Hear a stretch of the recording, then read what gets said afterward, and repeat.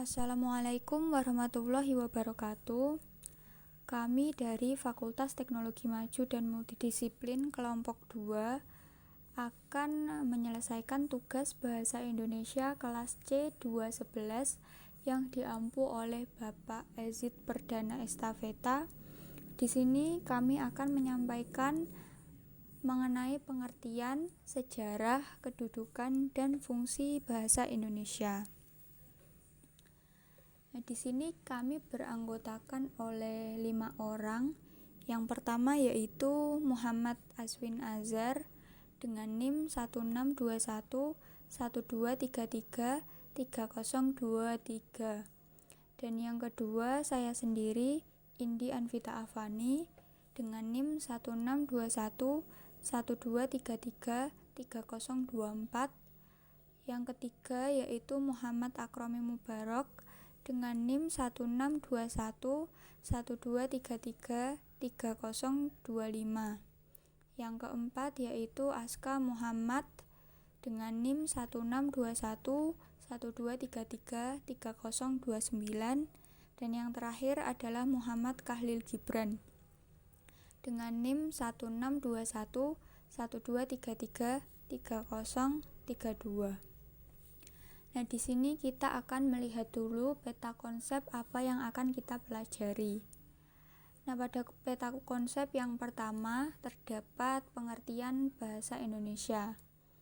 Yang kedua terdapat sejarah bahasa Indonesia. Yang ketiga yaitu kedudukan bahasa Indonesia. Dan yang keempat atau yang terakhir yaitu fungsi bahasa Indonesia. Yang pertama, kita akan memasuki pengertian bahasa Indonesia. Negara Republik Indonesia terdiri dari 34 provinsi, sekitar 500 kota kabupaten, 17.508 pulau, kurang lebih 1.200 suku, dan kurang lebih 700 bahasa daerah. Bahasa Indonesia adalah alat komunikasi yang penting untuk mempersatukan seluruh bangsa.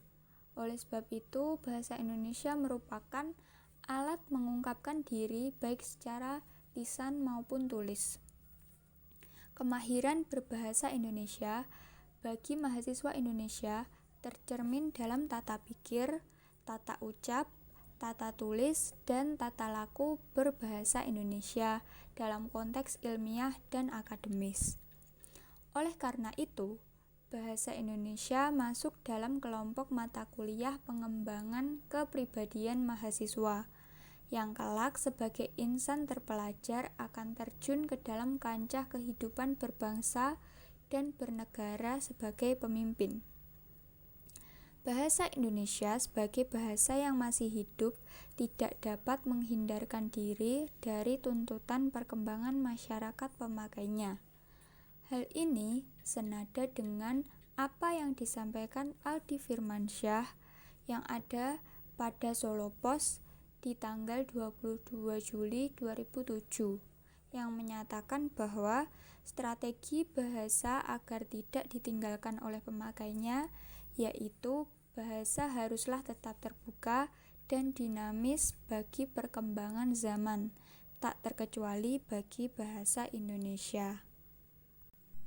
Baik, itu mengenai pengertian bahasa Indonesia. Yang kedua yaitu kita akan memasuki mengenai sejarah bahasa Indonesia. Nah, sejarah bahasa Indonesia ini nanti akan terdapat 2 sesi, yaitu yang pertama sebelum kemerdekaan dan yang kedua setelah kemerdekaan. Yang pertama kita akan membahas terlebih dahulu di masa sebelum kemerdekaan. Poin pertama, bahasa Indonesia merupakan salah satu dialek bahasa Melayu. Selama berabad-abad, bahasa Melayu dipakai sebagai alat perhubungan antara penduduk Indonesia yang mempunyai bahasa yang berbeda. Bangsa asing yang datang ke Indonesia juga memakai bahasa Melayu untuk berkomunikasi dengan penduduk setempat. Prasasti tertua yang ditulis dalam bahasa Melayu berasal dari abad ke-7. Masuknya Islam ke Indonesia sekitar abad ke-13. Tradisi penulisan bahasa Melayu dengan huruf Arab masih berlangsung sampai abad ke-19. Pada abad ke-19, tahun 1800-an, James Richardson Logan, seorang ahli hukum Skotlandia, pada tahun 1819 sampai tahun 1869. Journal of Indian Archipelago and Eastern Asia (GIAEA) pada tahun 1850 mengenalkan nama Indonesia Malayunesia.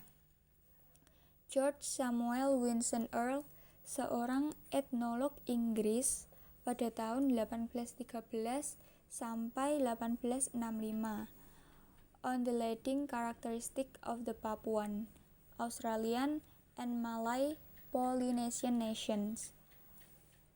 Pada karakteristik terkemuka dari bangsa Papua, Australia, dan Melayu Polinesia, mengajukan nama Melayunesia Indonesia. Nama Indonesia berasal dari bahasa Yunani, Indo-Danesos. Indo dekat dengan nama India atau Hindia, sedangkan Nesos berarti kepulauan. Nesos dekat pula dengan kata Nusa, Nusantara. Namun saya berpendapat lain. Indo atau campuran Nesia diambil dari kata Asia, jadi Indo-Asia.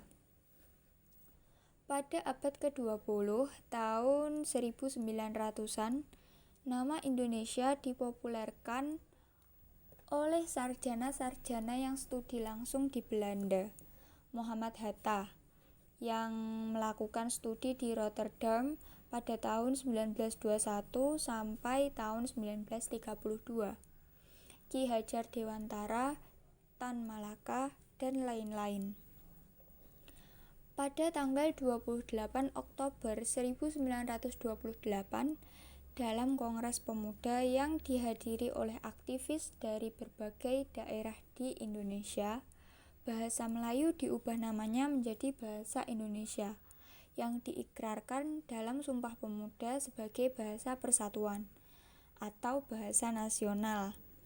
Sebagai wujud perhatian yang besar terhadap bangsa Indonesia, pada tahun 1938 diselenggarakan Kongres Bahasa Indonesia pertama di Solo. Pada masa pendudukan Jepang, pemerintah Jepang memberlakukan pelarangan penggunaan bahasa Belanda. Pelarangan ini berdampak positif terhadap bahasa Indonesia dalam proses perkembangannya. Kemudian sejarah bahasa Indonesia setelah kemerdekaan. Nah, kedudukan atau sejarah bahasa Indonesia setelah kemerdekaan ini yaitu sehari setelah proklamasi kemerdekaan pada tanggal 18 Agustus ditetapkan Undang-Undang Dasar 1945 yang di dalamnya terdapat pasal, yaitu pasal 36, yang menyatakan bahwa bahasa negara ialah bahasa Indonesia. Pada era globalisasi saat ini, bahasa Indonesia berkembang seiring dengan bahasa internasional yaitu bahasa Inggris. Semakin banyak orang Indonesia yang belajar dan menguasai bahasa Inggris, tentu saja merupakan hal yang positif dalam rangka pengembangan ilmu dan teknologi. Kemudian selanjutnya kita akan membahas kedudukan bahasa Indonesia. Kedudukan bahasa Indonesia melalui sejarah perjalanan yang panjang. Bahasa Indonesia telah mencapai perkembangan yang luar biasa, baik dari segi jumlah penggunaannya maupun dari segi sistem, tata bahasa, dan kosakata, serta maknanya. Sekarang, bahasa Indonesia telah menjadi bahasa besar yang digunakan dan dipelajari tidak hanya di seluruh Indonesia, tetapi juga dipelajari oleh banyak negara. Dan yang terakhir, kita akan membahas fungsi bahasa Indonesia. Bahasa Indonesia sebagai bahasa nasional, yaitu bahasa Indonesia berfungsi sebagai lambang kebanggaan kebangsaan, lambang identitas nasional, alat pemersatu berbagai suku bangsa, dan alat perhubungan antar daerah dan antar budaya. Kemudian bahasa Indonesia sebagai lambang kebanggaan nasional. Tidak semua bangsa di dunia mempunyai sebuah bahasa nasional yang dipakai secara luas dan dijunjung tinggi. Adanya bahasa yang dapat menyatukan berbagai suku bangsa yang berbeda merupakan suatu kebanggaan bagi bangsa Indonesia. Kemudian bahasa Indonesia sebagai lambang identitas nasional. Indonesia terdiri atas berbagai suku bangsa yang budaya dan bahasanya berbeda. Untuk membangun kepercayaan diri yang kuat, sebuah bangsa memerlukan identitas. Identitas bangsa Indonesia diwujudkan melalui bahasa, yaitu bahasa Indonesia. Kemudian, bahasa Indonesia sebagai alat pemersatu berbagai suku bangsa. Sebuah bangsa yang terdiri atas berbagai suku bangsa yang budaya dan bahasanya berbeda akan mengalami masalah besar dalam melangsungkan kehidupannya. Dengan adanya bangsa Indonesia, dengan adanya bahasa Indonesia yang diakui sebagai bahasa nasional, perpecahan tersebut dapat dihindarkan karena suku-suku bangsa tersebut merasa satu. Bahasa Indonesia sebagai alat perhubungan antar daerah dan antar budaya. Masalah yang dihadapi bangsa terdiri atas berbagai suku bangsa dengan budaya yang berbeda adalah komunikasi. Dengan adanya bahasa Indonesia menjadi jawaban dari adanya kebutuhan ini.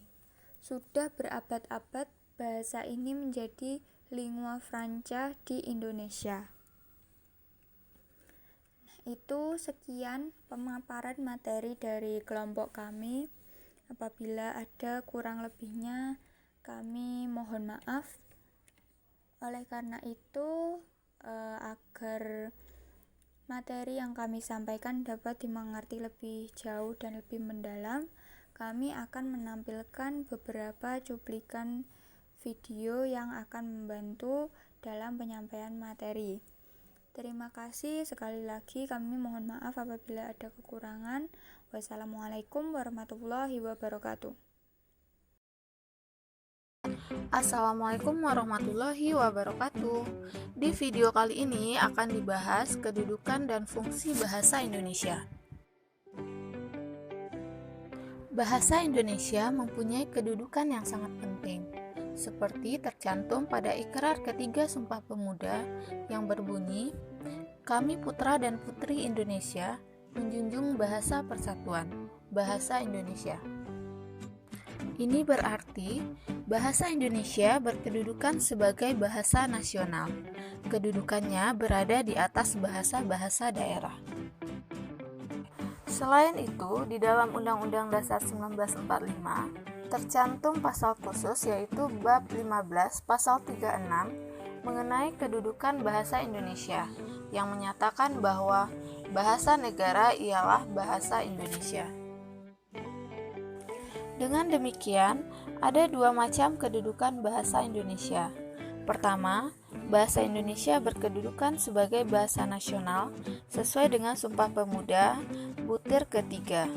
Kedua, bahasa Indonesia berkedudukan sebagai bahasa negara sesuai dengan Undang-Undang Dasar bab 15 pasal 36. Di dalam kedudukannya sebagai bahasa nasional, bahasa Indonesia memiliki 4 fungsi. Fungsi yang pertama adalah sebagai lambang kebanggaan kebangsaan. Sebagai lambang kebanggaan kebangsaan, bahasa Indonesia mencerminkan nilai-nilai sosial budaya yang mendasari rasa kebangsaan kita. Atas dasar kebanggaan ini, bahasa Indonesia kita pelihara dan kita kembangkan, serta rasa kebanggaan pemakainya senantiasa kita bina. Fungsi yang kedua adalah sebagai lambang identitas nasional. Sebagai lambang identitas nasional, bahasa Indonesia dijunjung di samping bendera dan negara kita. Di dalam melaksanakan fungsi ini, bahasa Indonesia tentulah harus memiliki identitas sendiri pula, sehingga ia serasi dengan lambang kebangsaan kita yang lain. Bahasa Indonesia dapat memiliki identitasnya hanya apabila masyarakat pemakainya membina dan mengembangkannya sedemikian rupa, sehingga bersih dari unsur-unsur bahasa lain. Fungsi ketiga bahasa Indonesia sebagai bahasa nasional adalah sebagai alat perhubungan antar warga, antar daerah, dan antar suku bangsa. Berkat adanya bahasa nasional, kita dapat berhubungan satu dengan yang lain, sehingga kesalahpahaman sebagai akibat perbedaan latar belakang sosial budaya dan bahasa tidak perlu dikhawatirkan. Kita dapat bepergian dari pelosok yang satu ke pelosok yang lain di tanah air ini hanya dengan memanfaatkan bahasa Indonesia sebagai satu-satunya alat komunikasi. Fungsi bahasa Indonesia yang keempat dalam kedudukan sebagai bahasa nasional adalah sebagai alat yang memungkinkan terlaksananya penyatuan berbagai-bagai suku bangsa yang memiliki latar belakang sosial budaya dan bahasa-bahasa yang berbeda ke dalam satu kesatuan kebangsaan yang bulat. Di dalam hubungan ini, bahasa Indonesia memungkinkan berbagai-bagai suku bangsa itu mencapai keserasian hidup sebagai bangsa yang bersatu dengan tidak perlu meninggalkan identitas kesukuan dan kesetiaan kepada nilai-nilai sosial budaya serta latar belakang bahasa daerah yang bersangkutan. Di dalam kedudukannya sebagai bahasa negara, bahasa Indonesia memiliki 4 fungsi. Fungsi yang pertama sebagai bahasa resmi kenegaraan. Sebagai bahasa resmi kenegaraan, bahasa Indonesia dipakai di dalam segala upacara, peristiwa, dan kegiatan kenegaraan, baik dalam bentuk lisan maupun dalam bentuk tulisan. Termasuk ke dalam kegiatan-kegiatan itu adalah penulisan dokumen-dokumen, putusan-putusan, serta surat-surat yang dikeluarkan oleh pemerintah dan badan-badan kenegaraan lainnya. Fungsi yang kedua adalah sebagai bahasa pengantar di dunia pendidikan. Bahasa Indonesia merupakan bahasa pengantar di lembaga-lembaga pendidikan, mulai dari taman kanak-kanak sampai dengan perguruan tinggi di seluruh Indonesia. Kecuali di daerah-daerah seperti daerah Aceh, Batak, Sunda, Jawa, Madura, Bali, dan Makassar yang menggunakan bahasa daerahnya sebagai bahasa pengantar sampai dengan tahun ketiga pendidikan dasar. Fungsi ketiga bahasa Indonesia sebagai bahasa negara adalah sebagai alat perhubungan untuk kepentingan perencanaan dan pelaksanaan pembangunan. Di dalam hubungan dengan fungsi ini, bahasa Indonesia dipakai bukan saja sebagai alat komunikasi timbal balik antara pemerintah dan masyarakat luas, dan bukan saja sebagai alat perhubungan antar daerah dan antar suku, melainkan juga sebagai alat perhubungan di dalam masyarakat yang sama latar belakang sosial budaya dan bahasanya. Fungsi yang keempat adalah sebagai alat pengembangan kebudayaan, ilmu pengetahuan, dan teknologi. Di dalam hubungan ini, bahasa Indonesia adalah satu-satunya alat yang memungkinkan kita membina dan mengembangkan kebudayaan nasional sehingga ia memiliki ciri-ciri dan identitas sendiri yang membedakannya dari kebudayaan daerah. Pada waktu yang sama, bahasa Indonesia kita pergunakan sebagai alat untuk menyatakan nilai-nilai sosial budaya nasional kita. Demikian penjelasan kedudukan dan fungsi bahasa Indonesia. Jadi dapat disimpulkan bahwa kedudukan bahasa Indonesia itu ada 2. Yang pertama sebagai bahasa nasional, Yang kedua, sebagai bahasa negara atau bahasa resmi. Sebagai bahasa nasional, bahasa Indonesia memiliki 4 fungsi, yaitu lambang kebanggaan nasional, lambang identitas nasional, alat pemersatu bangsa, dan alat perhubungan antar budaya. Sebagai bahasa negara, bahasa Indonesia berfungsi yang pertama sebagai bahasa resmi kenegaraan, yang kedua sebagai bahasa pengantar dalam dunia pendidikan, yang ketiga sebagai alat perhubungan pada tingkat nasional untuk kepentingan perencanaan dan pelaksanaan pembangunan serta kepentingan pemerintah, yang keempat sebagai alat pengembang kebudayaan, ilmu pengetahuan, dan teknologi.